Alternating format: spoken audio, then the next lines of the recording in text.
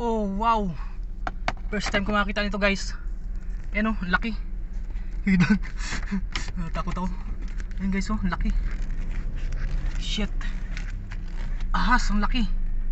Ayan o. Ayan o. Grabe ang haba. Anong klaseng ahas kaya to? Ayan o.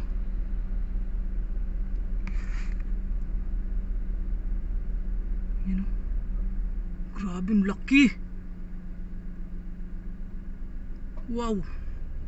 Siguro nasa 1, 2, 3, 4, 5, 6.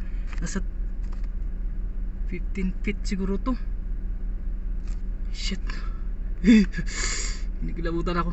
Ayan. Ayan siya. Anong klaseng ahas to? Sawa. Ano siya yung... Kinakabahan ako. Ayan o. So, hindi ko alam to. Baka naipit na to. Ayan siya.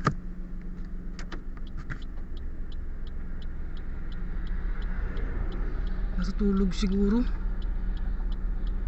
Or naapakan na siguro to ng ano. Nadaanan na siguro ng sasakyan kaya dyan.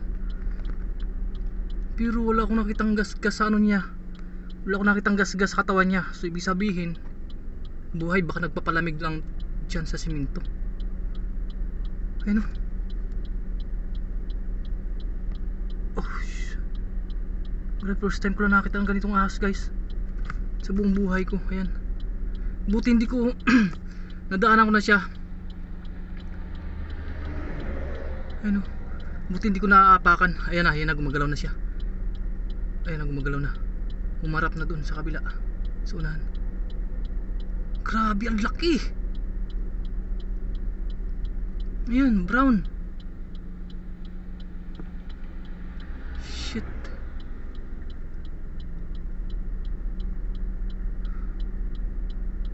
Shit. Ayan. Bati tayo konti. Sana hindi makaramdam. Ayan o. Ayan na siya. Ayan na. Ayan na. So gusto kong ano, ito natakot ako eh. Baka may tuklawin ako. Natakot akong patabog ko sana patabi. Kaso natakot akong lumabas. Yung bumaba baka may. So yun. Grabe ni laki. First time ko nakakita niyan guys. Yun o. First time ko makita ng ganito kalaking ahas. Oh. Grabe. Uy. Inigilabutan ako. Sana hindi pa nadaanan ng ano sasakyan. So problema, gusto kong tulungan na dalhin sa tabi, kaso lang baka may tuklawin ako.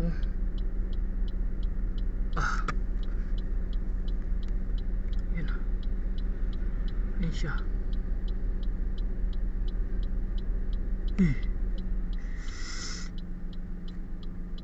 Laki. Siguro nasa mga 10 to 15 feet siguro to. Ang haba nito. Yun o. Ayun na siya. Hala, buhay nga. Sawa nga guys, sawa. Ang laki.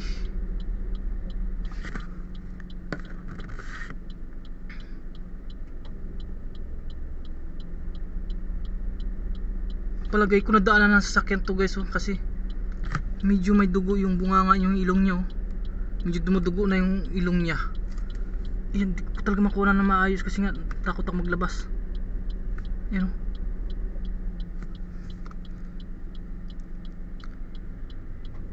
Sana mabuhay ka pa.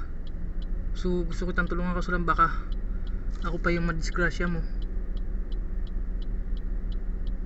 Yan. Sana hindi madaanan ulit ng sasakyan. Sana makapatabi.